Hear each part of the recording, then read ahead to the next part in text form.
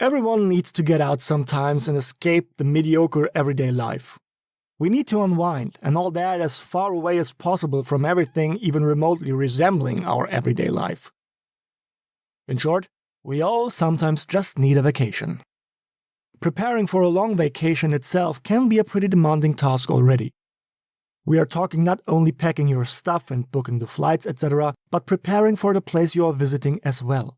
I talk about insurance, documents, vaccines for all the diseases you might catch there, reading up on relevant laws and hints put out by foreign offices about potentially dangerous flora, fauna, and so on. Yeah, it's everything but fun. But after all, if you want to be prepared for the possible scenarios that might occur, it is something you absolutely need to do. After all, I can't imagine anyone liking being scammed, robbed, injured, or even killed while on vacation. But sometimes, even the best preparation will not help you. Kriss Kremers, 21, and her friend Lisanne Froon, 22, lived and studied together in the Netherlands. In September 2013, Kriss graduated in Applied Sciences at the university in Deventer. The red-haired young girl was described as open-hearted, responsible and creative. She actually grew up with Lisanne Froon in the city of Amersfoort. Lisanne herself was an enthusiastic volleyball player, optimistic, upcoming and intelligent. She had just graduated from the university in Utrecht in social education, specializing in early arts education. Kremers and Froon lived together in a dorm and even worked at the same cafe in their free time. Together, they saved up money over 6 months to pay for a 6-week vacation in Panama, planned to celebrate Froon's graduation. But Kriss and Lisanne did not only want to go on a vacation and relax or party. They had bigger plans and ambitions for their time in the foreign country.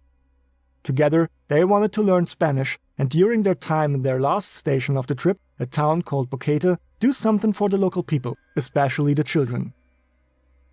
Kriss and Lisanne started their vacation on March 15th with their flight from Amsterdam Schiphol to San Jose in Costa Rica. From there, they continued by bus and boat for 2 weeks to the islands named Boquete del Toro, where they, amongst other things, visited the so-called Starfish Beach. On the Boquete del Toro, there is a language school, the Habla Ya Spanish school, with which the two might have interacted to learn Spanish. I say might for a reason. I don't have any proof of them having visited any courses there, but it would have matched their plans.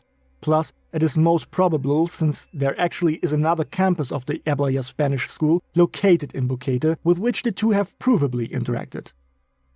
From the Boquete del Toro, that are already a part of Panama, the two girls traveled south to the city of Boquete, where they arrived on March 29th. They had planned to work voluntarily in a kindergarten. Only 2 days after they arrived at their host family, which runs a hostel and several vacation houses, both girls disappeared from a hike on April 1st without a trace. From the hike they took with the host family's dog, only the dog returned. The girls stayed missing. For months, no trace of them was found, until on June 11th the girl's backpack was discovered and human remains, bones and clothing was found between June 16th and August 29th. Those human remains were later tested on DNA and identified as those of Kriss and Lisanne. As usual, there are uncertainties, hard to explain circumstances, different theories about what happened, and of course allegations of misconduct by search and rescue teams, police, and local as well as federal agencies, all up to allegations on cover-ups. Today, we will not only try to reconstruct Kriss Kremers and Lisanne Froon's last days in Panama, but once and for all answer the question whether the two girls suffered a horrible death from an attack or crime, or if everything that happened was nothing but a horrible, deadly accident. So Kriss and Lisanne tried to realize their plans on working with children in Boquete when they reached the city on March 29. After 1 day of preparation, they both were actually scheduled to start working in a kindergarten on March 31st. Sadly, the girls were sent away by the administration and promised to be allowed to work in another children's institution a week later for sure instead. With the newly found free time, even though the situation was frustrating, especially for Lisanne, both girls tried to still make the most of it. Via the language school, they booked 2 guided hiking trips with a tourist guide known as Feliciano. On April 2nd, they planned to visit a strawberry farm, and on April 5th, they wanted to test their hiking skills on an ambitious hiking trip up the nearby volcano Baru. Both were prepared pretty sufficiently and had according hiking boots with them. the trip from Costa Rica to Boquete via the Bocas del Toro would most likely have not been an easy doable task without proper footwear in the first place. Day 0. April 1st. Kriss and Lisanne wanted to go on another hike. All bookable tours, however, were already sold out for that day and no tourist guide was available anymore. A circumstance that started the downward spiral leading to the girls' deaths. At about 10 a.m., they logged into a freely accessible computer situated in the lobby of their host family's hostel to gather information on one very special hiking trail. Using hiking route maps, they prepared for their trip up the El Pianista path. At around 11:45 a.m., they left their accommodation, accompanied by the dog of their host family, heading north from Boquete to the starting point of their hike, a restaurant called El Pianista, and began their approximately 2-hour ascent. The El Pianista path stretches along a watershed up a mountain pass called the Mirador that basically splits the Pacific and Caribbean part of Panama. At around 13 o'clock, the last normal pictures of the girls were taken at the top of the Mirador, from where you can see the Pacific Ocean as well as the Caribbean Sea. Here, the actual last photograph of a living Lisanne Froon was taken, and here the track of the girls gets lost. The girls had left the path they came up on. Maybe they wanted to go a bit further or just not use the same path back as they had used for the ascent and see a little bit more of the more raw and untamed nature of Panama on their way back down the mountain pass. At around 13:45, their mobile phones, which will play a big part later on, lost their net service. At the so-called first quebrada, which means as much as steep, fast-flowing mountain river, the last normal pictures of Kriss were taken. Officially, there is one more picture of her, which is not normal, but we will get to that later as well. Whether the girls passed the second quebrada as well cannot be said with certainty. There are approximately 100 more photographs taken with Froon's digital camera, but none of them shows anything of value. These photographs had obviously been taken at night to use the camera's flash as a light source to at least see for a short moment. The dog returned back to the hostel alone. The family, of course, immediately sensed something was very wrong and tried to walk down the way the dog was coming from to hopefully find the missing girls. Kriss and Lisanne, on the other hand, tried to call emergency services numbers 112 at 16:39 and 16:51, a mere 2 hours after the track initially ran cold at the Mirador. After the sun set at around 18:40, the host parents filed a missing persons report at the local police station. This report, however, was processed, filed, and information given to the on-duty officers at 9:30 p.m. The police admitted to that blunder the very next day. On April 2nd, tourist guide Feliciano was to meet up with the girls at around 9 a.m., but when Kriss and Lisanne failed to show up, he decided to go to their vacation home, believing they just overslept. The door was locked, and when Feliciano peeked through the windows, he found no trace of the girls. And that's when he also alarmed authorities about the situation. Around noon, the missing of the 2 students was made official and the public was informed. The parents, however, missed the call from Panama and just took that missed call as a sign of the girls just making a routine call to tell their parents everything was fine. They never had a possible emergency scenario in mind at all. The website Mediario.com was the first one to ever cover the story officially on a big scale on April 3rd, whilst flyers with pictures of the missing girls were distributed in Boquete and several radio stations had been called up to help with spreading the word about the case. On April 4th, finally, more than 48 hours after the missing person report was issued about the 2 students missing in the jungle, search and rescue teams were sent out to find the girls. Even helicopters were used, but the search was cut short due to bad weather conditions. The very next day, tourist guides and volunteers took matters in their own hands and formed their own search parties to help in locating Kriss and Lisanne in the region they thought the girls might have gone to. On April 7th, the girls' parents arrived at Boquete and witnessed the search and rescue operation being called off by the police intern rescue squad on April 14th. Boquete regular police forces and Dutch forces, however, continued their search. On this day, a tourist guide called Plino flew over the area the girls were assumed to be in for the very last time. He found nothing. On April 15th, 2 men who had contact to the girls on the Bocas del Toro were questioned.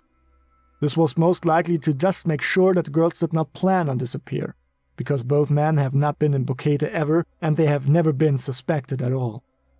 A planned disappearance was, even though unlikely, a possibility that had to be looked into. But of course, nothing came of it. On April 29th, the day both girls should have returned home to the Netherlands, their parents started the foundation Kriss Kremers Lisanne. One day later, the reward for the hint leading to finding the two missing girls was raised from $2,500 to $30,000. Sadly, it is most likely that at this point in time, both girls had already been dead for a while. 1 month later, on May 27th, a Dutch rescue dog canine unit from the Foundation Reddingshonden RHWW from the town of Duven in the Netherlands flew out to Boquete to search for the girls themselves. This is the first time dogs have actually been used in the search at all. 1 week later, the unit had to return empty-handed. Only on June 11th, finally a trace of Kriss and Lisanne was found. Rice farmers from the area around Alto Romero found the backpack of the girls. Its content raised a lot of questions and even hides some very disturbing details if you know where to look. Both the backpack's content and the questions it poses will be discussed later on. On June 16th, 77 days after the girls initially went missing, a team of 6 people formed around the then-booked tourist guide Feliciano of all people discovered a single hiking boot and a bleached-out pelvis bone behind a tree at the river Rio Changuinola. The hiking boot was that of Lisanne Froon, and there was still a rotting foot stuck in it. In later examinations, authority noted that the foot had multiple fractures. 2 days after this grisly find on June 18th, Feliciano's team discovered another hiking boot. This time it was undoubtedly one of the hiking boots of Kriss Kremers. Another member of Feliciano's team later found a jeans shorts on an undisclosed date between June 19th and July 26th, which was identified as the jeans Kriss had worn on the day of their disappearance. The girls' parents went back to Boquete on July 26th because, after the then recent findings, police organized another search mission. On July 30th and August 3rd, more bones were found at the river. These bones as well were later identified as belonging to Kriss and Lisanne. Kriss's parents, however, had not been informed about the findings of the bones on August 3rd, even though they were still in Panama.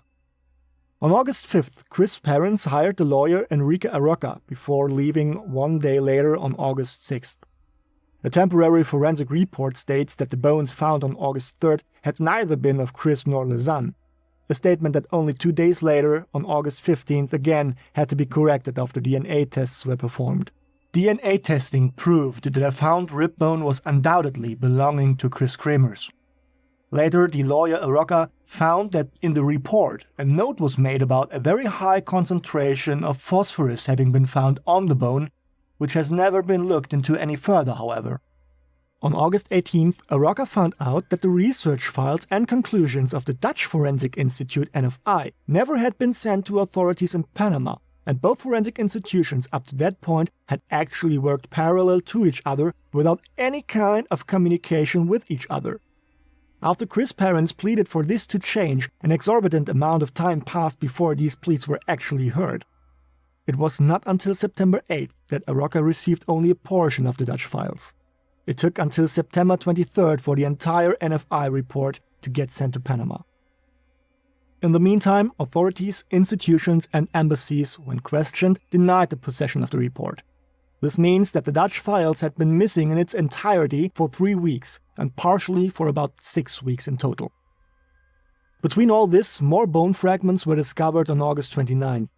This time there were 2 bones belonging to her lower leg and another small bone with flesh and tissue residues still attached to it.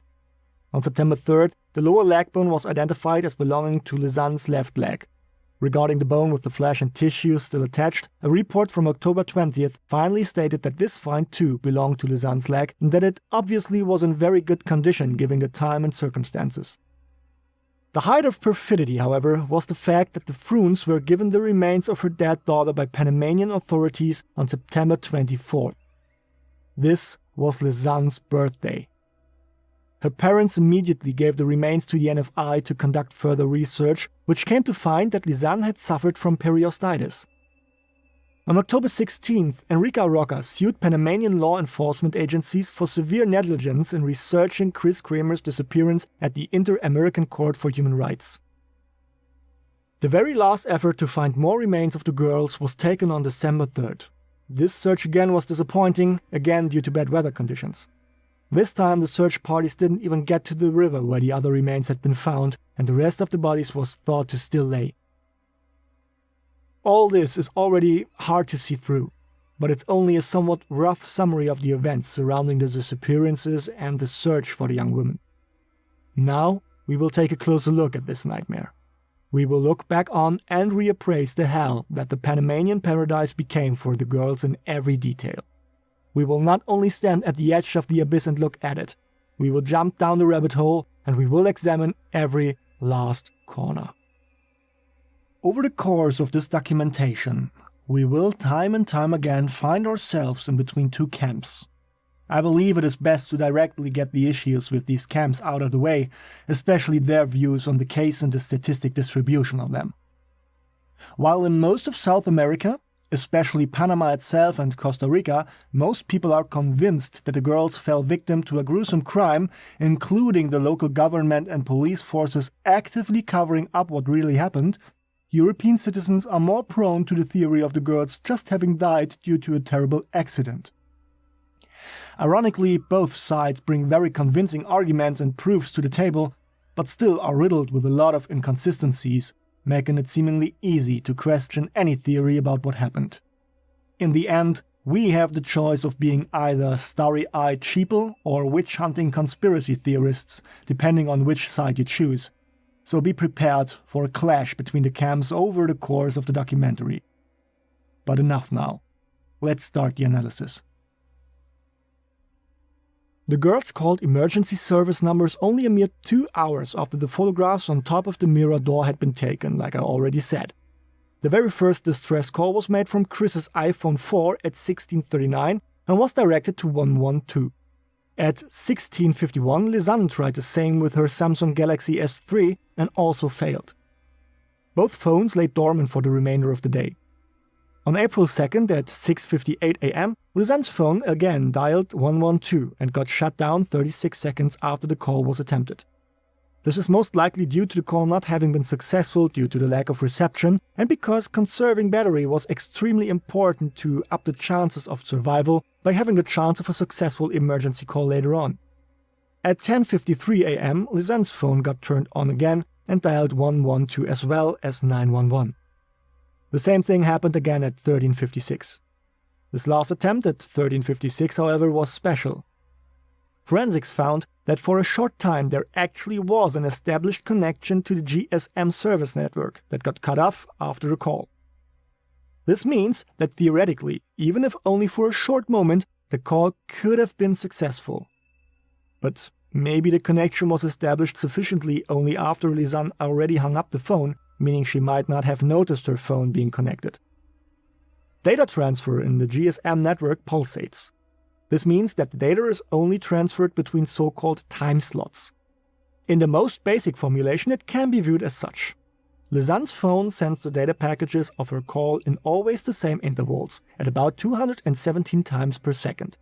The base station through which the GSM signal data is processed and forwarded to the actual recipient, in this case the emergency services, only forwards these data packages independent of the actual data advent.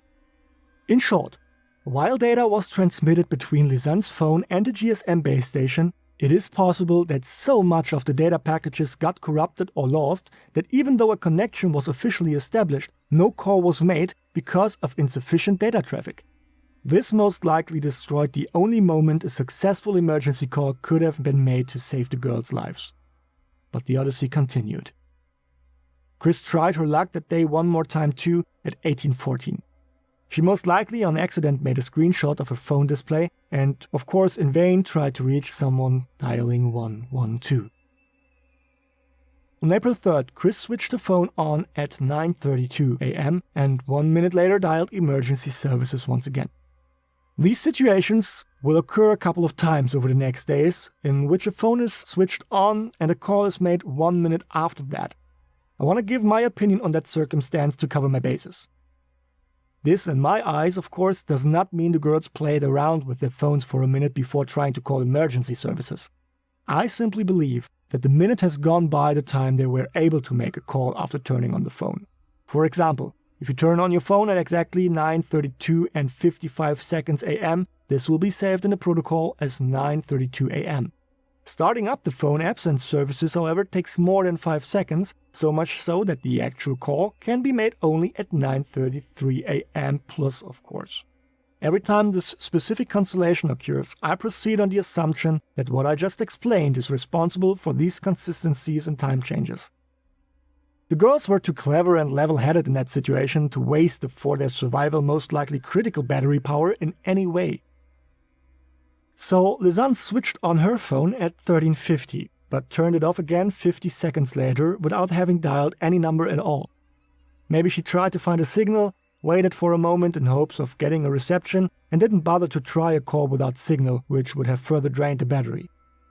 The exact same was done by both girls again at 16 o'clock from Kriss's iPhone and at 16:19 with Lisanne's phone. Both girls switched now to a more resourceful tactic, with refraining from panic-stricken calls without even checking for a signal first, which would additionally drain their phones' batteries unnecessarily. Both now only switched their phones on and off again. On April 4th, only Kriss switched on her phone at 10:16 AM and 13:42. Lisanne's phone was unused that day. On April 5th at 4:50 AM, Lisanne switched on her Samsung and switched it off immediately, most likely because she saw that her battery was as good as empty. 10 minutes later, however, she switched her phone on again, but as I said, her battery was drained and died immediately after the phone was started up. This was the last registered activity of Lisanne's phone ever. Kriss' phone got switched on at 10:50 AM and switched off a minute later again. The same happened at 13:37. On April 6th, Kriss' iPhone was switched on at 10:26 AM, but no PIN code was entered and the phone got switched off at 10:27 again. The same happened again at 13:37 with no entering of a PIN code and a shutdown of the phone a minute later. Finally, on April 11th at 10:51, her phone was switched on again and no PIN code was entered and no call was made. The phone's battery died at 11:56 AM for the last time. The forensic examination of the phones draws a crude picture of the girl's demise, a sketch, if you will, that will get more detailed and disturbing in the light of the additional events and evidence. The fact that on the last days no PIN code was entered on Kriss's iPhone could mean that either Kriss died before Lisanne, and Lisanne tried to use her friend's phone without knowing the PIN code, which in itself would not have been needed to call emergency services. It also could mean, of course, that Kriss just didn't bother to put in a PIN code because she only checked for a signal to not waste any more battery. If this was the case, however, this tactic of course could have been applied much earlier also. Still, exhaustion, the heat of the jungle, injuries and a mindset of feeling close to dying will corrupt a person's sense of logic. A half-hearted switching on of the phones to take a peek at the date, time and check on a possible signal before just switching it off again is actually a believable thing to do. But no matter how you look at it, both girls could have operated Kriss's phone at that manner. It is a fact, however, that whoever used her phone on April 11th at 10:51 AM put it in the backpack that was found on June 11th, probably even while it was still switched on. Whether the phone was not switched off on accident or not can only be guessed. However, it cannot be said if one of the girls was already dead in that situation or not, given the circumstances. Both phones theoretically could have been used by both girls all the time even. This leaves everything open for discussion.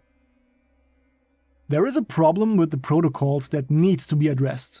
There is a report, or actually it is a television broadcast, that was talking about more than 80 emergency calls done by the girls.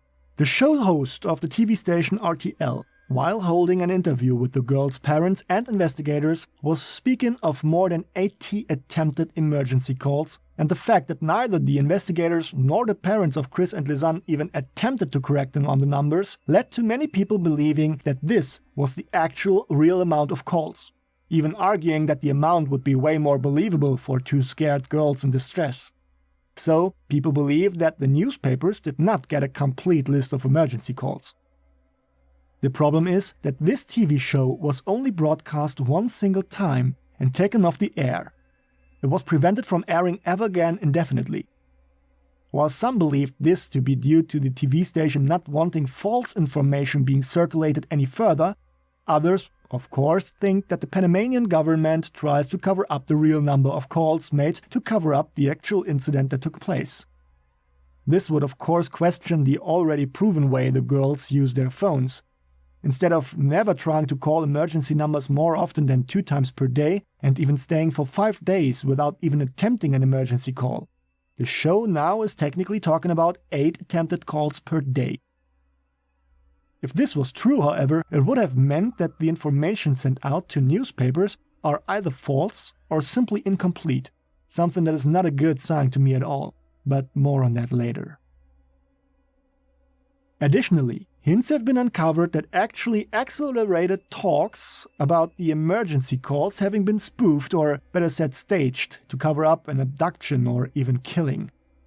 The times at which the emergency calls have been made were very close to each other over the course of the whole Odyssey.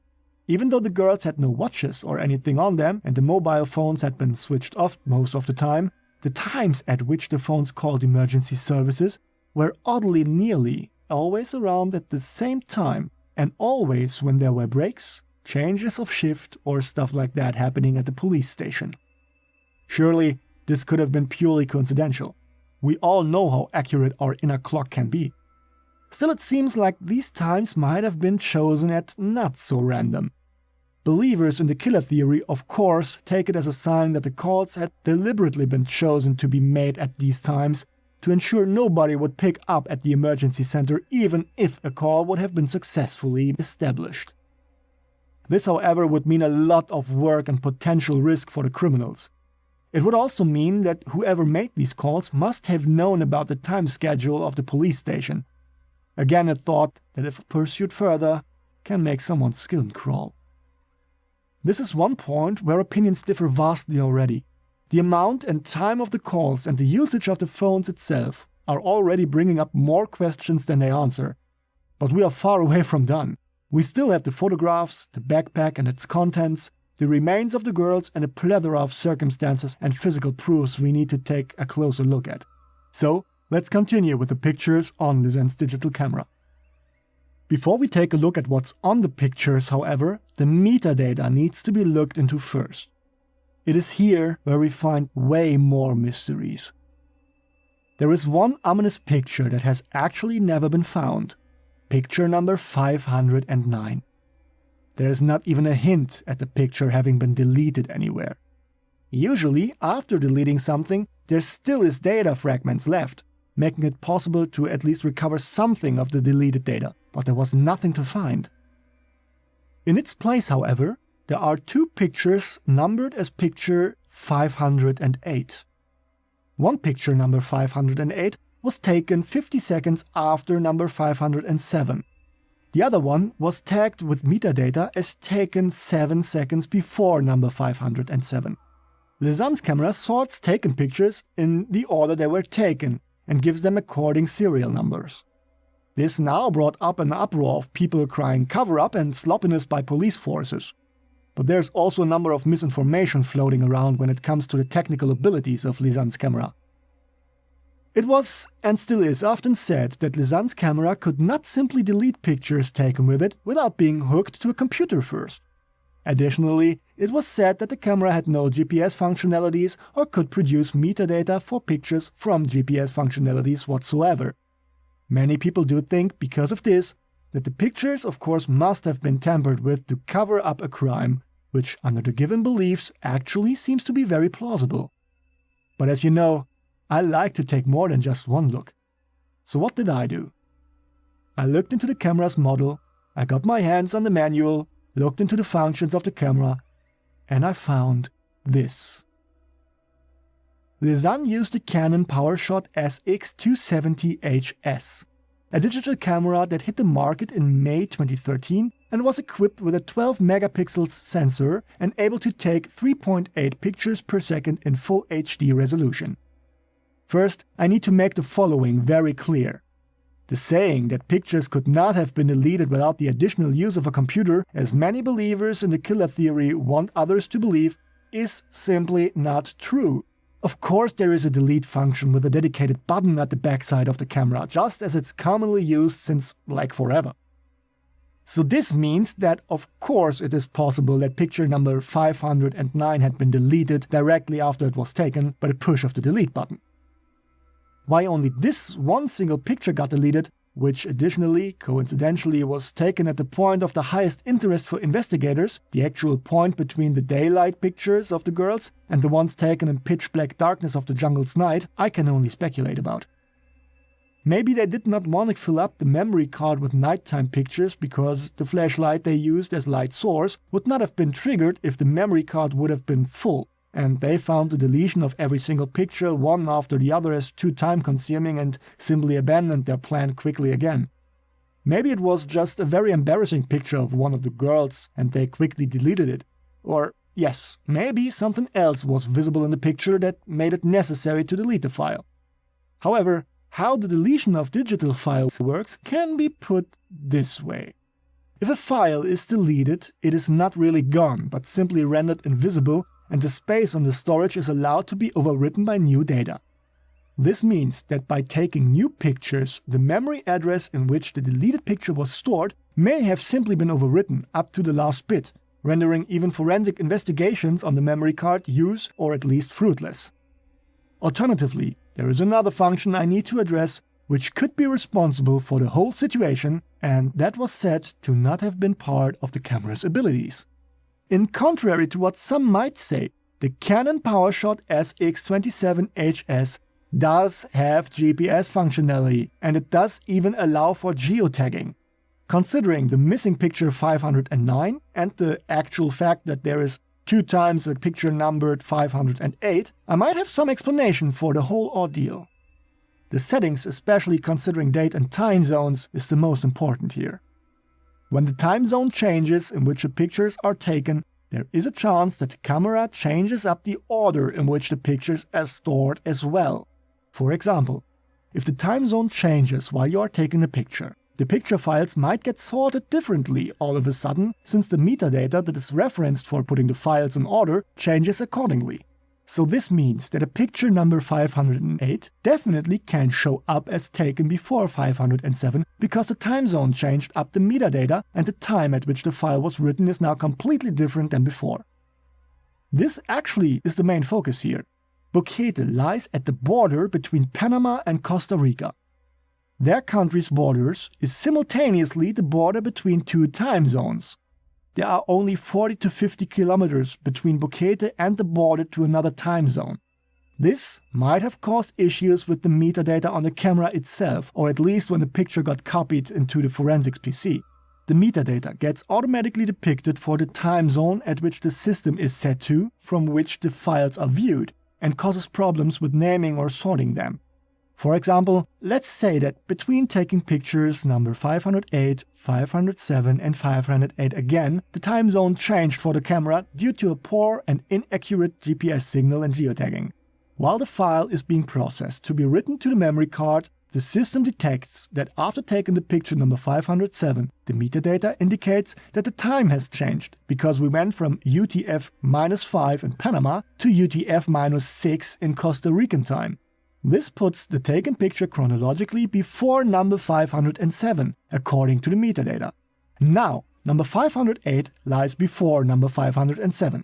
As the next picture is taken, the time zone changes again, now putting it in the correct order behind number 507 time-wise. And since the last picture taken, according to the timestamps, was named number 507, the new picture now gets saved again as number 508. Even though another file of this name exists. Since the metadata between these files is completely different, there is no problem with saving it under the same name. Later, the internal counter that is tied to the shutter release realizes, as the time zone stayed consistent again for a while, that there had already been 509 pictures taken, and thus starts counting the new pictures in consistency with the internal counter again, continuing with number 510. This would explain why there were 2 pictures number 508. one taken before and one taken after number 507, and the allegedly missing photo number 509 would never have been missed in the first place, but just mislabeled as one number 508. This would even explain why there was no traces of any deleted pictures to find, because there was no deletion, just a mislabeling. Depending on how accurate the GPS signal was, the change in time of the picture's metadata can be linked to poor GPS reception. And later, when police copied the files onto their system, the metadata of the pictures got compared to the date and time zone of the PC system, causing all kinds of trouble and misconceptions. This is an issue one can actually find very often being discussed in photography or tracking forums, with exactly what I just tried to elaborate as the solution to many problems, misunderstandings, and confusion. In short, in my opinion, it is really possible that the camera's geotagging and GPS functions, in addition to a poor GPS reception and the actual close proximity to the next time zone, might have been responsible for a falsified information and data on the camera, as well as on the investigator's PC. How probable this is, as I already said, I cannot tell. But maybe there are some amongst you who have more insight and knowledge about this very technical aspect of the case and can shed some more light on the issue and tell me if I might be right or if I'm flat out wrong. And now finally, let's take a look at what is on the pictures. The photographs taken with Lisanne's digital camera, as I already said, were nearly all black and only showed some foliage, in some instances taken obviously at night. This means that the camera most likely was used to serve as a light source in the pitch-black jungle. One special picture that is often used in speculations and research is this one. It shows the back of Kriss's head and an alleged injury. This picture again was taken at night, possibly after Kriss had a bad fall to take a look at how severe the injury was. Sadly, the whole picture is still secured in the case files and locked away. This partial picture is all we have to work with, and I'm honest, I can't see anything that even remotely resembles an injury. An American investigative journalist supposedly saw the uncensored whole picture and confirmed that there actually is an injury to be seen on that picture. Interestingly, this picture was taken on April 8th at 3:54 a.m., 3 days after Lisanne's phone battery died and 3 days before Kriss's mobile phone was used for the last time. This could mean that both girls might have still been alive at that point in time. On the other hand, it is also possible that Kriss might have taken the picture of her head herself. We will take a closer look at Jeremy Kritt, the said journalist, and his work and articles about the case of Kriss and Lisanne again. Some other pictures enabled researchers to at least follow the path of Kriss and Lisanne for a part of their trek. But what actually happened and where to the girls went from there on still remains mostly unknown to this day. I actually need to talk about two other very special pictures. Both play a significant role in reconstructing the events and possibly characterize possible actions of the girls. I want to start with this picture taken at night. In fact, it is not proven beyond a doubt that this picture is even part of the photographs taken with Lisanne's camera at all, making it uncertain whether it is part of the cases of Kriss and Lisanne or not. The overall feel, style and quality of the picture, however, strongly suggests that it belongs to Lisanne's digital camera. At first, it kinda looks like the picture was taken purely by chance to light up the environment, but that might not be the case at all. Jeremy Kritt, the aforementioned American journalist, claims that this picture shows a spot where the girls had laid out the signal SOS with toilet paper and a mirror shot on a stone surface. This information was allegedly handed to him together with the picture and the secret police case files by an informant who, of course, remains anonymous. To me, this means that it is not actually provable that the picture really belongs to the case of Kremers and Froon, and whether this knowledge, or better said, these claims, actually stem from insider information at all or not. Maybe Jeremy, in search of a good sensational story, with a good twist and theories that get more readers in, used a little else than just the truth as source material in his articles. However, I do believe that this picture is authentic. There are things seen in this picture as well as circumstantial evidence and characteristics of the girls that clearly point to this action being believable. In the picture, we can find several things you would actually find in a vacationer's backpack belonging to two young women that just wanted to go on a short hiking trip. Toilet paper, a small mirror, packaging of bubblegum or a similar snack, all things I would actually not be surprised to find. The second picture is nothing obscure or flat out creepy like the other ones per se, but it becomes disturbing if you know the creepy detail hidden in it. This is one of the last pictures taken of the two girls at the top of the Mirador, a short while before they vanished. And because I talked about the content of the backpack just a moment ago, let's take a look at both pictures in comparison. Believe me, this is going to blow your mind. The backpack both girls took with them had both their cell phones, Lisanne's digital camera, 2 sunglasses and 2 bras, one of them described as strapless in it, as well as an empty water bottle. The bras sparkled the theory that the girls might have planned to later that day visit the beach.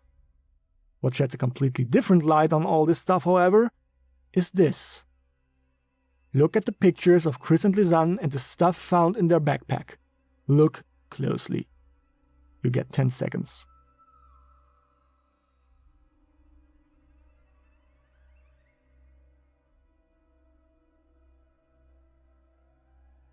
The bra found in the girl's backpack is exactly the same Lisanne wears in this picture, meaning she actually wore it when they disappeared. And I'm not talking about just a similar one, it is the exact same piece of clothing, with straps still attached to it. The fact that Kriss's jeans had also been found lying around all by itself at the riverbank makes the picture drawn by these findings more and more disturbing. If we believe that the girls did not pack any additional clothing on their hike, both of them, at one point, tried to find their way through the Panamanian jungle without their bras on, and Kriss at one point even without her pants. Plus, if the girls planned on visiting the beach, why did they then seemingly only pack second bras, but no slips, towels or anything? On the other hand, yes, it is of course absolutely possible that these items at one point might have been inside the backpack and got thrown out or used up for various things like tending to the wounds or anything in the course of the events that befell the girls. The fact that Lisanne's bra was found without its straps might be explainable. If you zoom into the picture, you can clearly see that the straps can be attached to the bra's cups with hooks. So one can unhook the straps from the cups. My first thought was actually that the straps were used to splint her broken leg and stabilize the splint or even use it as a makeshift tourniquet.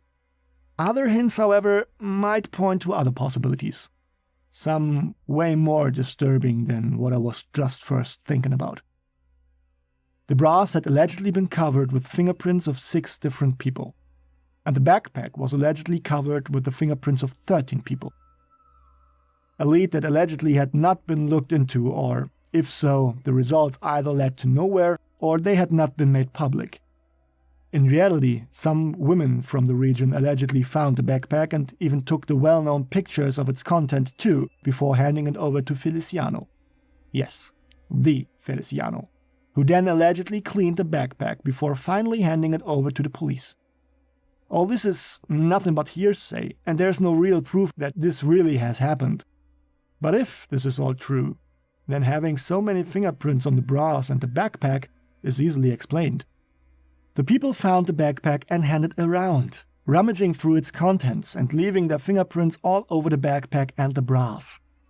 Everyone handling the backpack or its contents left his or her fingerprints somewhere on it, so having a lot of different people's fingerprints on the backpack and bras is absolutely not unusual and no proof of something that I quite frankly don't really want to elaborate any further.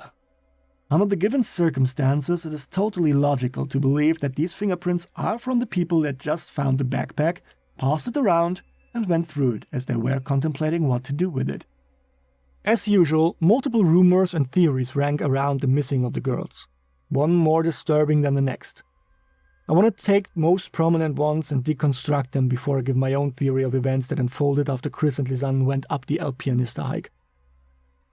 Some evidence regarding the disappearance of the women led to people believing they might have met with foul play.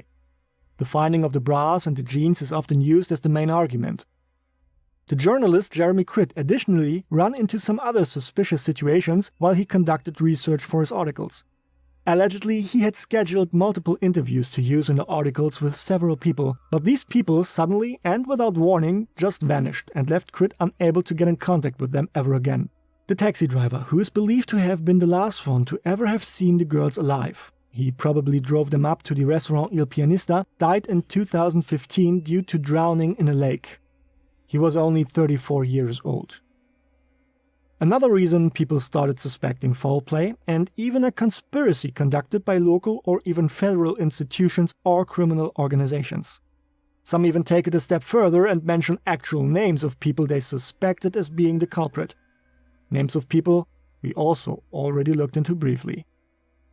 Prime suspect to many is tourist guide Feliciano of all people, who is suspected of, together with other men, have followed, abducted, raped and killed Kriss and Lisanne. The fact that most of the bones and body parts had been discovered by either Feliciano himself or people from his very own search party raised suspicion even further. Plus, he knew exactly where the girls lived in Boquete. He himself stated that he went to the girls' house after they didn't show up for the scheduled tour on time, so he knew their address. That is something I myself would not feel comfortable with sharing with a stranger in a foreign country who I just met. Both girls, however, were open-hearted and friendly. There was no reason for any mistrust in their minds, even though Feliciano himself obviously had no problem with trying to just let himself into the girls' vacation home or peeking through the windows of a house he knew two young women were living. But let's deconstruct that theory now. The case of the missing Dutch girls is a very sensitive topic in Boquete. The city suffered a drop in popularity due to the disappearance of Kriss and Lisanne and the poor handling of the situation by Boquete officials and forensics. People agreeing to an interview dealing with this topic, changing their minds and trying to avoid contact with journalists is not that unthinkable. The people might have actually even agreed upon not talking to any journalists, hobby investigators or dim-witted YouTubers of all things to finally shake off the lingering shadow that hovers over the town and not dig up the story ever again. To the town, there is more on the line than just the case of two missing girls in the April of 2014. There is a reputation to be considered, a futurist touristic hotspot and student-friendly city regarding the Avila Spanish school campus for students in their semesters abroad. We are talking about a potentially huge source of income for the region. Accidents like the drowning of the taxi driver happen. I know, this sounds so generic and even a little bit like what the actual murderer of the taxi driver might have thought about when he planned on disposing of the man. But not every body of water people bathe in or are allowed to bathe in is actually safe too. Some waters have treacherous streams, swirls, undertows and other dangers like roots or way worse. Already existing diseases and conditions like, for example, a weak heart might have played an additional role in the drowning of the man. To be honest, I just do not have access to sufficient information on what actually happened. I don't have any access to files, research papers or any documents to decide a verdict on the fate that befell the taxi driver. I still strongly believe that the drowning occurred as a totally isolated incident without any ties to the case. It took place more than a year after the girls went missing. The man had already been questioned by police and interviewed multiple times by the time he drowned. But if he was actually in cahoots with the group around Feliciano and finally wanted to ease his conscience, and with that he had to go. But that of course would be pure speculation. So what is actually with Feliciano? Allegedly, he has a history of inappropriate behavior towards women, especially the younger ones and tourists. But is this actually true? Hearsay just doesn't count it for me here, so I dug deeper and I actually found this comment about him on TripAdvisor that might exactly prove what many people already believe. This entry is from a woman from 2019. Even with the actual flag of a serious safety issue tagged to it. I take the freedom to cite the comment from Sophie J now. Feliciano Tours. Posted on July 24th, 2019. Great guide, but not for women traveling alone. Serious safety issue. It took me almost a year to finally post this review. I strongly recommend women to not hire Feliciano as your guide if you're by yourself. It's a big contrast if you look at the other reviews where Feliciano is described as a very nice person, which he probably is for many people. I have to say he's very charming, funny and you can probably, as you will read in other reviews, have a great day with him.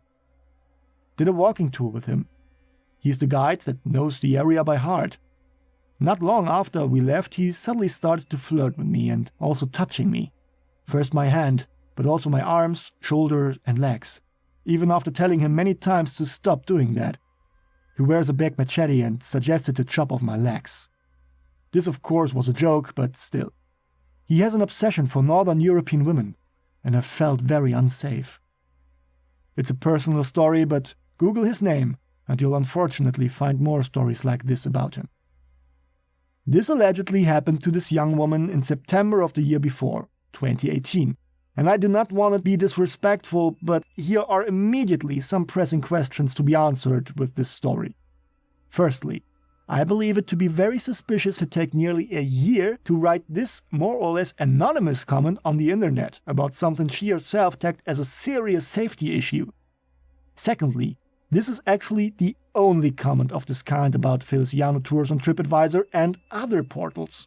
Other comments of this kind clearly reference Kriss and Lisanne's case and are written to either provoke a reaction from Feliciano or even denounce him and his reputation. This is why I only take this comment here to dissect it, because at least at first glance it seemed somewhat legit. Feliciano as a tourist guide is even until today a highly recommended tour guide and even on the top recommendations at Kremers. This would most definitely not be the case if there would be even just half as many concerning comments and events surrounding his tour's end name. This goes double for a time in which a TripAdvisor, Yelp, or other similar rating portals are highly used and relied upon. Thirdly, the text is actually contradictory.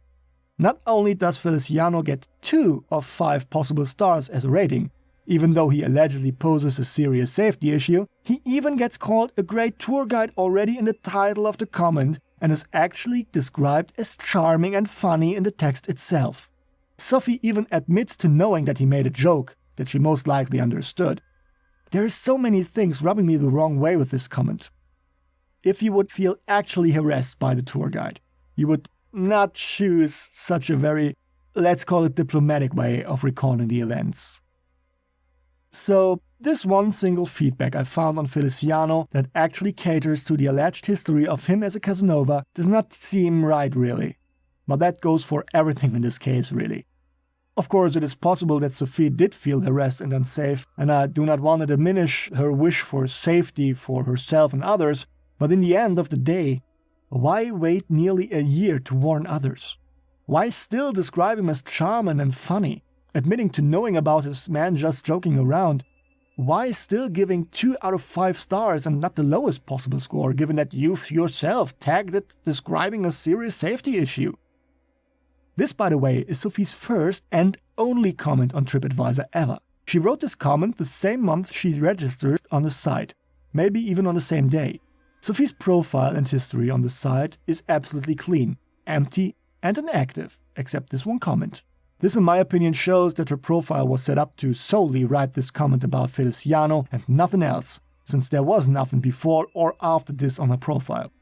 Additionally, her handle looks like the standard issued handle TripAdvisor would suggest to one if the name you chose for yourself is already taken as handle. So, this further means, in my opinion, that she did not necessarily want to make more comments or fill her profile and get more active. It looks like the profile was registered in a rush, with not much time taken for anything except a comment about Feliciano itself. Again, this could mean that either she just wanted to finally warn people and free herself of the burden that the event put on her, or, well, with all these things looking like red flags to me, all these irritating inconsistencies in this text, it looks more like another try to tarnish Feliciano's reputation. I admit that it does sound a bit suspicious to know that Feliciano and his group found the bones and jeans. At first, at least. But we need to think a bit further here. He and most of the other people in the search party were tourist guides, and Feliciano knew very early on where the girls were headed when they went missing. Not all too suspicious anymore now, is it? They knew the area in and around Boquete like the back of their hands. It was their job after all. Feliciano and his men knew potentially dangerous places, where and how hikers or tourists could suffer from accidents or anything, and of course, which paths were human-made and which were animal tracks, and where predatory animals would most likely store their food and leftovers. Just like Kriss's shoe that was found at exactly one fitting spot. No, Feliciano and his men finding the bones and all makes perfect sense to me. Plus, obviously, if the girls were abducted, nobody would have allowed them to keep their mobile phones for days on end and give them the chance to call emergency services. No matter how convinced you are that in the area no phone would ever get any reception, letting the girls keep their personal belongings is way too risky. The phones themselves would have brought in a nice little sum of money too. We all know how opportunity makes the thief. There were not only mobile phones and Lisanne's camera in the backpack, but also $82 cash. Leaving the girls to die in the jungle after one did whatever to them doesn't make too much sense to me after all.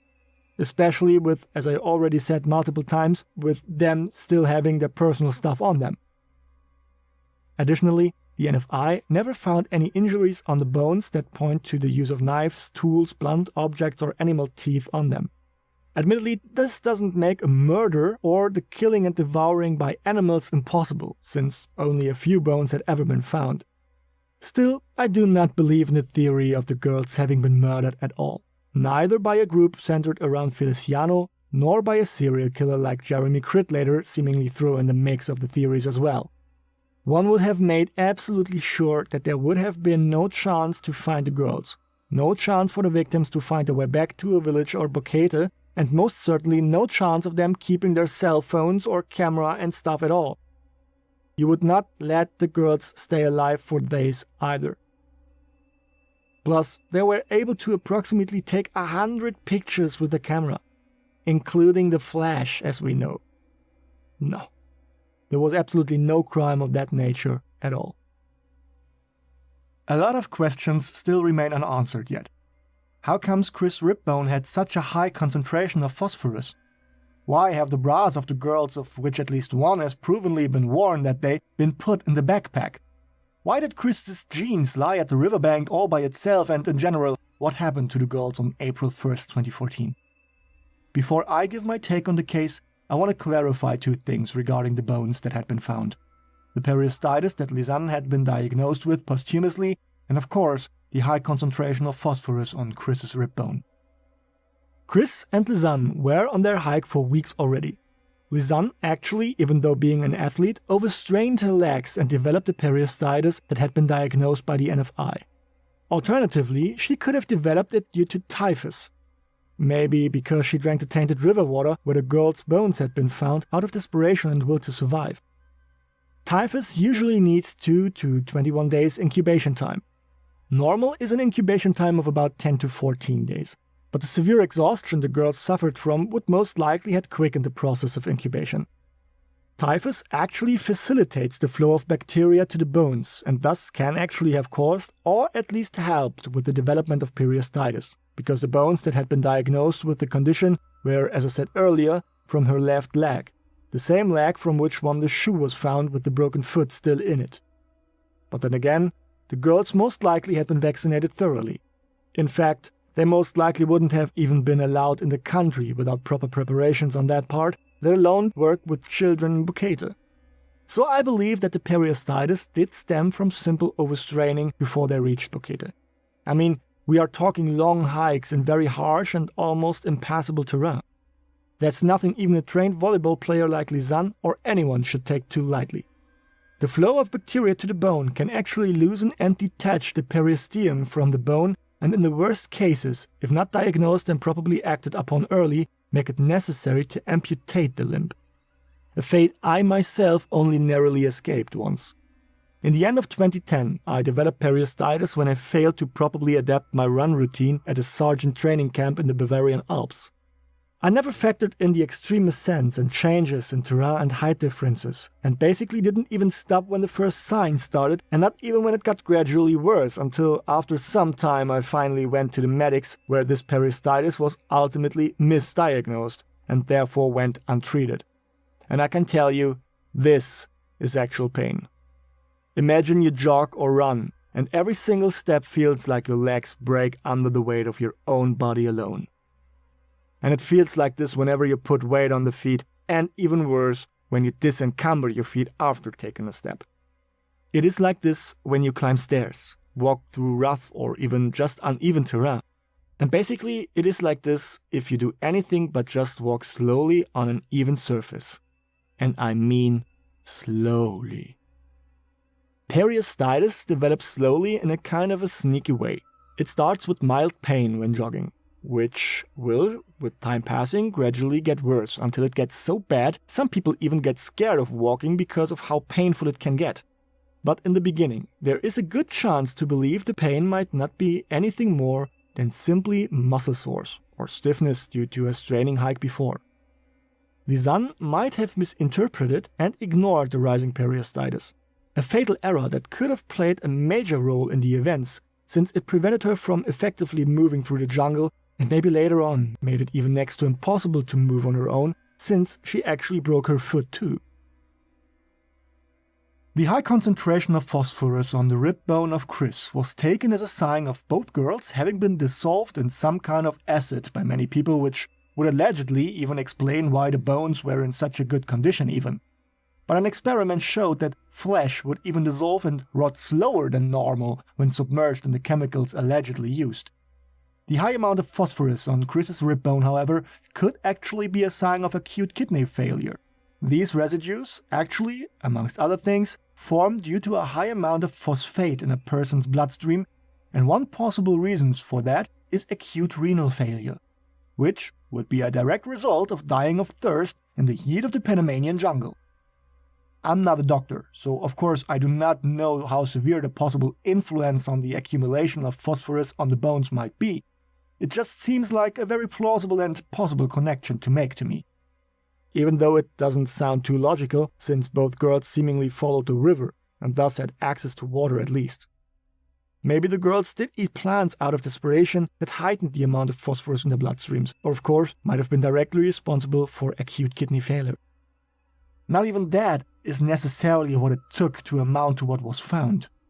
The process of dying always goes with multiple organs failing. A weak, emaciated body like the ones of Kriss and Lisanne must have been at the point of their deaths releases a plethora of toxins into the bloodstream that too might have been responsible for a high level of phosphate in the blood and subsequently for the amount of phosphorus found on the bones. It also could have been due to a simple severe sepsis, meaning a blood poisoning due to unhygienic circumstances and unclean wounds, like Kriss and Lisanne obviously sustained on head and foot. A thyroid disease can also be a possible explanation. It doesn't always need to be chemicals being used in an effort to dispose of a body. But as we all know, fantasies can easily be triggered and they easily run wild. One last point I missed in so many explanations is what happened around Boquete in April 2014. The day after the girls went missing, on April 2nd, about 110 kilometers south of Boquete, a massive 6.0 earthquake happened. And whoever believes that this was too far away to make a difference is quite wrong. Two reports from Boquete show that at the city itself the quake was very much felt, even further north at the Bocas del Toro, and further up to 350 kilometers in distance, there was at least light movement to be felt. Both reports regarding the quake from April 2nd talk about a stronger and longer quake having gone on than what was usual.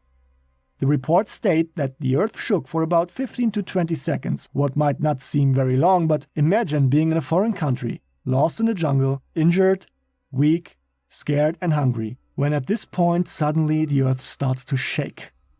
The whole situation gets kinda surreal, exceptionally threatening and can crush even the strongest psyche down to rubble.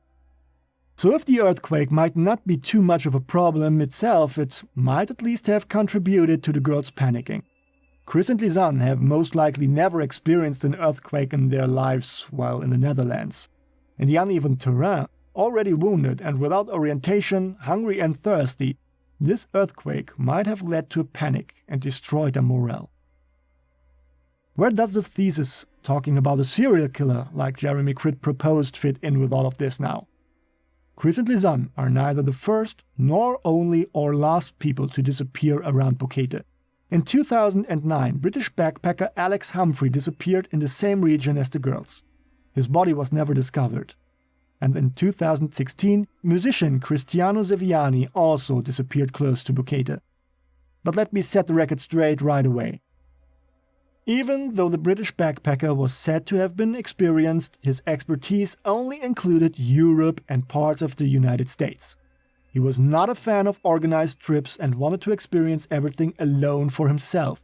His goal was to get to the Balneario Mahuaga waterfall, So there we got a backpacker who is not accustomed to the region and its climate, terrain, flora and fauna, who also preferred to be on his own, looking for a waterfall in the jungle. To make it short, I believe that he also fell victim to a horrific accident. He was likely not prepared as well as he thought he was. The Panamanian climate and jungle are in a whole other league than the European mixed forests. Alex most likely slipped and fell down the waterfall he was visiting. Concerning the case of Cristiano Siviani, this guy had a whole different problem altogether. As a musician and heir to an immense fortune, he was very rich.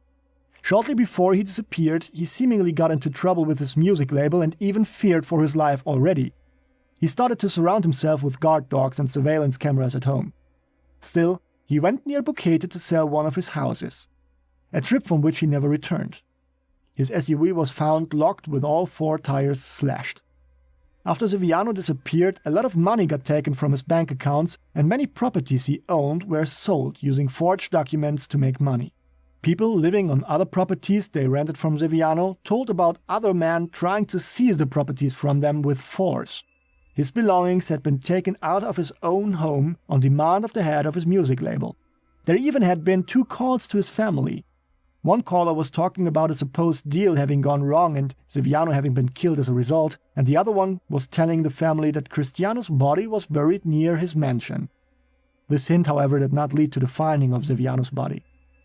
In short, if there was a serial killer, he would have taken a real gamble with abandoning the tactic of targeting tourists in a dense and far-out jungle for the killing of a well-known rich guy near the city with potentially dozens of people around it. I don't even remotely believe this sudden change in scheme.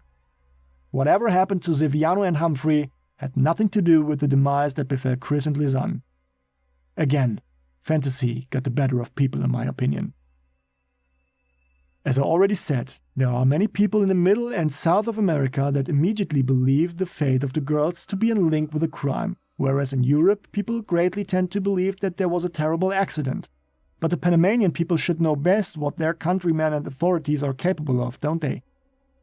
The thesis about the girls having been killed, along with allegations of a cover-up due to the tampering with evidence or at least sloppiness in the work, makes even undecided people believe that this might be more possible than an accident. After all, authorities did not seem to care too much about the missing girls and seemingly just started to work properly after the pressure from media and news outlets grew fast. Panama's corruption lies in the midfield of worldwide corruption, according to the International Corruption Index. Panama scores 64 out of 100 possible points, with 100 points being the most corrupt and 0 meaning there is virtually no corruption going on. For comparison, Panama's score in 2014 was 63. The United States were at 55.1, Germany at 21, and the Netherlands at 17 points. The European mean sat at 41.6 points. And here we can draw some conclusions on the possible reason for the tendencies people have regarding the possible fate of Kriss and Lisanne. The Netherlands, Germany, France, Switzerland, Norway, Sweden, Denmark, all these countries have a very low corruption index score, and here people tend to believe that Kriss and Lisanne had an accident way more than that they were killed. On the other hand, Panama, Colombia, Costa Rica and most of the other Middle and South American countries have very high corruption index scores in comparison, and here people believe more in the theory of the girls having been killed, especially with the theory of the authorities being involved, since they experience this kind of corruption every day themselves. Kriss and Lisanne are dead. Both young girls met with a grisly and tragic end. But how all this played out can only be told by someone who was there when it happened. I personally still tend to believe that the girls had an accident that unfolded when the host family's dog broke away from the girls and Lisanne fell down one of the many steep ravines in the area, breaking her leg in the process. I myself painted what I call the Boquete nightmare in my head as follows. On April 1st, Lisanne and Kriss decided to go on a hike. They planned a route at the computer in their host family's hostel and decided on the Pianista path. They took the dog of the host family with them. A little walk wouldn't hurt the dog, and it is a good defender against any predator, whether it be human or animal. Over the course of the ascent to the Mirador, they used the usual and recommended paths. On top of the Mirador, they took some pictures with the Pacific Ocean and the Caribbean Sea to their feet. Lisanne already feels her legs hurting from the upcoming periostitis, but she believes she only has sore leg muscles and ignores the issue, believing the pain would stop in 2 or 3 days. A fatal misconception. Instead of taking the same way back down to Boquete, the girls decided to continue their hike through the rough and barely passable paths leading through the jungle. They passed the first quebrada, taking another couple of pictures when the disaster struck swift and hard. The host family's dog scents a wild animal, and following its instincts, the dog breaks away from Lisanne, running through the scrub. Of course, the dog doesn't listen to any commands yelled at him by the basically unfamiliar girls. Lisanne runs after the dog. Not only is she more fit and faster, but she might actually have had the dog on the leash when it broke free. The dog gains a vast lead on the girls easily. Lisanne tries to go after the dog as fast as she can, followed by Kriss.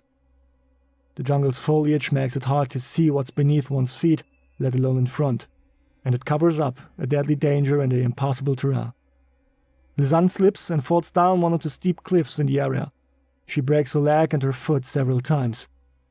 Kriss hears the pain-infused scream of a friend, and all thoughts about the dog are gone. This is now a totally different situation altogether.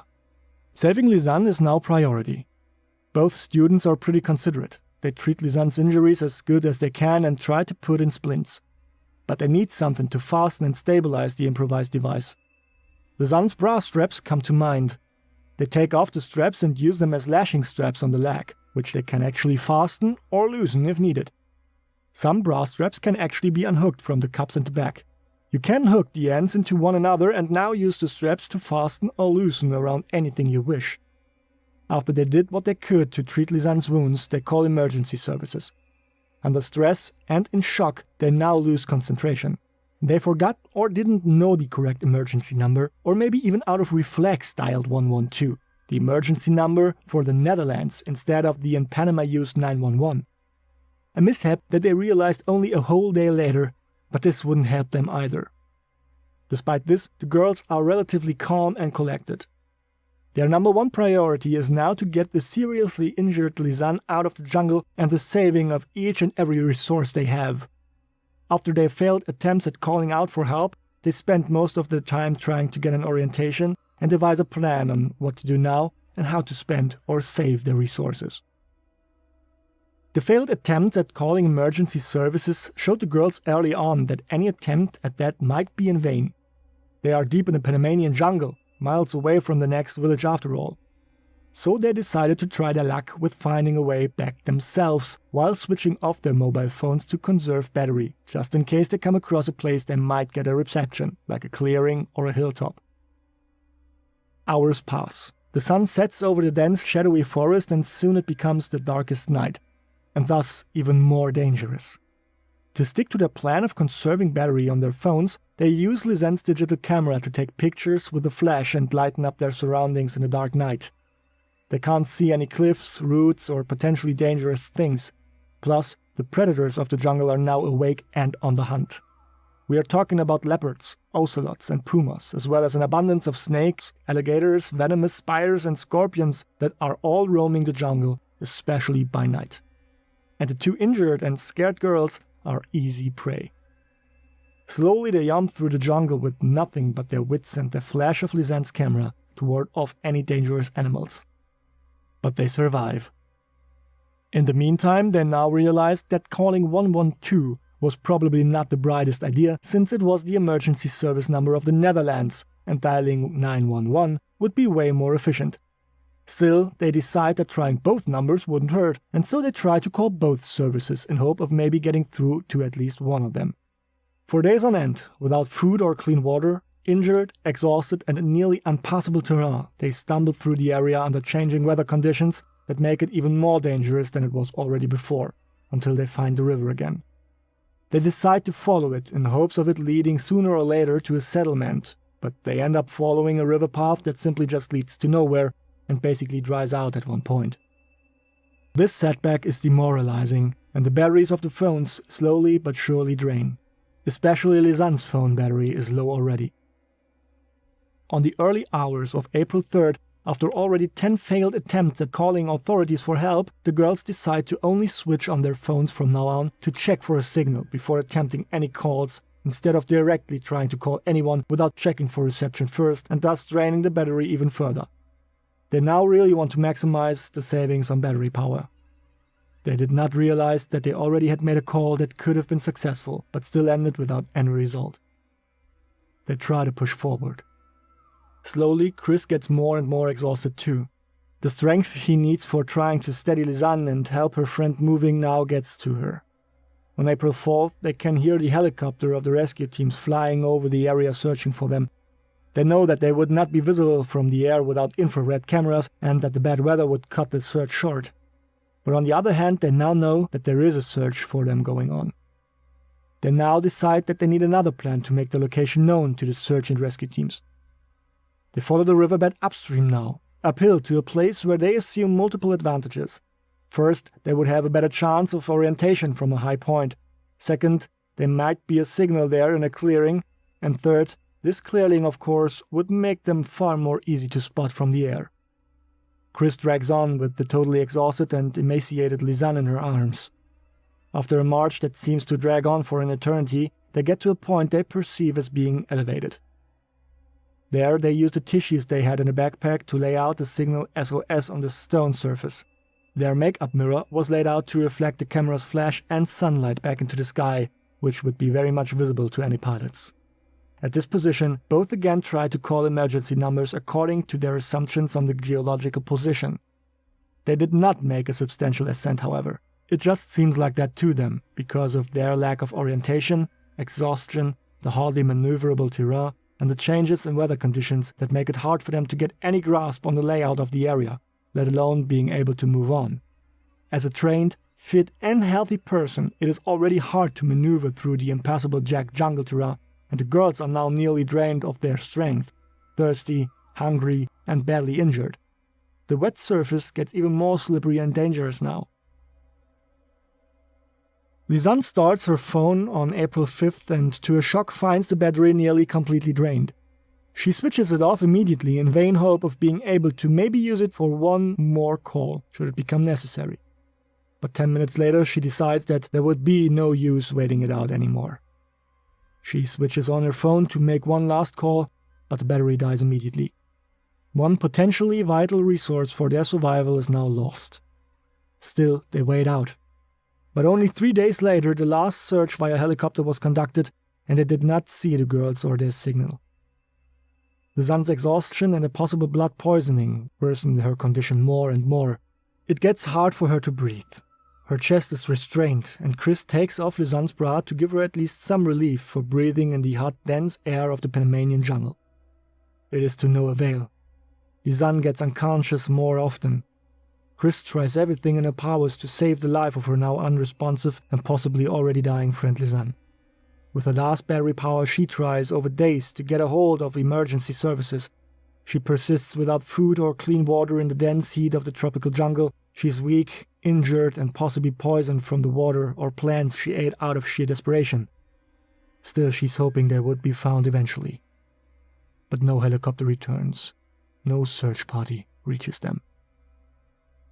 In the dark night from April 7th to 8th, Kriss, with a last bit of strength and the courage born out of desperation, decides to leave their place at the SOS signal and head back to the valley, her friend still in her arms.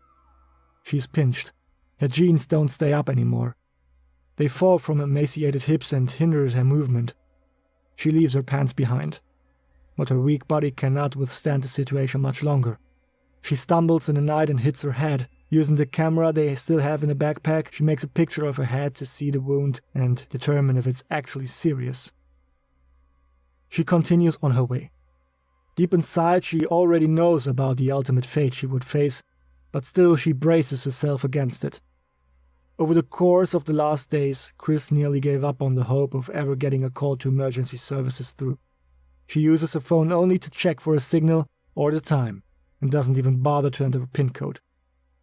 On April 11th, she tries to, for the very last time, reach out for help. But of course, again, in vain. She finally lost all hope now. There is no reason to save battery anymore, so she throws the phone back into the backpack out of frustration without switching it off. A short time later, she lets go of the backpack altogether. There is no reason to hold on to that as well. Predatory animals now gain the scent of the bleeding young girls. The blood doesn't clot in the moist heat of the jungle, making it easy to smell for the animals. They stalk their prey for some time, knowing that all they need is patience, and it would be rewarded with an easy meal. Kriss's last reserves are used up. She falls down, unable to get up again, and dies, her friend still at her side. The rest of the gruesome fate is done by the animals of the jungle. They spread the bodies of the girls along the riverbed. What they don't take deeper into the jungle and devour decomposes at the riverbed in the vast heat within a mere month. Shoes with intact feet still inside are a typical residue of bodies eaten up by animals. The heat and other circumstances easily allow for total skeletization of the bodies within 40 days. High temperatures, scavengers like ants, bugs, and maggots speed up the process even more. The river flushes the remaining bones downhill, spreading the few remains that are left over miles along the riverbed. In the end, nature didn't even leave enough to give the girls a proper burial. Still, there are questions left. Why did authorities only start their search on April 4th and called it off already a mere 10 days later? Why was the finding of Kriss's genes held back for so long? Why did the NFI and Boquete forensics work against each other for nearly the whole time instead of supporting each other and bundle up their abilities? What happened to the case files that had been missing for weeks? I know much of this sounds like a cover-up, but I do believe that these things actually happened due to a lack of professionality and simple laziness on the part of the Panamanian authorities. In my opinion, they clearly didn't show all too much interest in finding the missing girls, and their behavior looked like they didn't even expect to find the missing Dutch students alive at all pretty early on. After all, they knew about the dangers of the land and the region.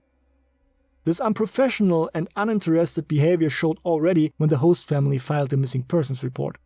Authority most likely just thought the girls would be out for a bit longer, having a good time or just missed the bus or something, and that in the end there would be no emergency at all, despite the fact that the dog they had with them did indeed return without the girls.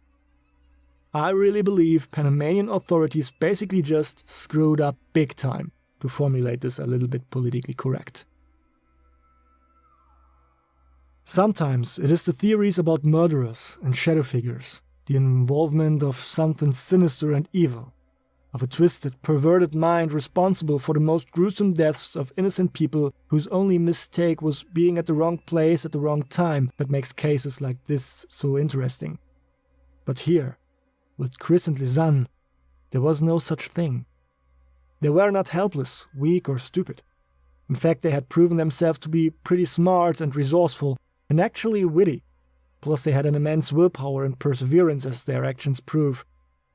This was some level of survival one does not come across too often. And still, it was all in vain. Everything fell together just as if the universe and fate itself had conspired against the two girls. Too many little mistakes and oversights that accumulated, and a chain of unfortunate events that piled up, developed into a situation no mind, no matter how witty, calm and collected, could have ever successfully turned into another fate than that which befell the young woman. Kriss and Lisanne never were abducted and killed. They wandered through the Panamanian jungle for 10 days after a horrible accident rendered Lisanne nearly unable to move at all, and just never found their way back. The girls died in the life-hostile wilderness of the tropical jungle, as what they wanted to be the height of their celebratory vacation first became hell on earth, and later their grave. And this is exactly what makes the case of Kriss and Lisanne that terrifying. It shows just that no matter how smart or collected you think you are, and no matter how good we are prepared for even the worst situations we could imagine, no matter how thoughtful we act, if nature itself stands against us and holds all the aces, we will all succumb in the end. Each and every one of us. Reciting this thesis still makes me choke, because of one single simple belief. I am absolutely sure that not a single source in this case can be trusted. no matter if official or not. There is no single trustworthy source to me. I'm sure Panamanian authorities were sloppy, did not take their job seriously, and even only worked reluctantly. With all this, they, whether on accident or willingly, tampered with evidence and falsified various other things. Missed opportunities, false analysis of, for example, the bones they at first said would not belong to the girls, their failure to go after various leads, maybe even manipulating or at least mixing up data of the photographs and so on. Even the Dutch NFI had to work with the leads, findings and conclusions of the Panamanian authorities, even if they worked more parallel to rather than together with the Panamanian counterparts. But as soon as the Dutch authorities had worked with something they got sent by Panamanian authorities, and what already might have been tampered with, the results coming from further research, even by the NFI, would be false too by default. A lot of hearsay, witch hunts, and a lot of theories are revolving around the fate that befell the two students. What did cost the young girls' lives, however, will most likely stay a secret and a mystery forever. Until next time, sweet nightmares.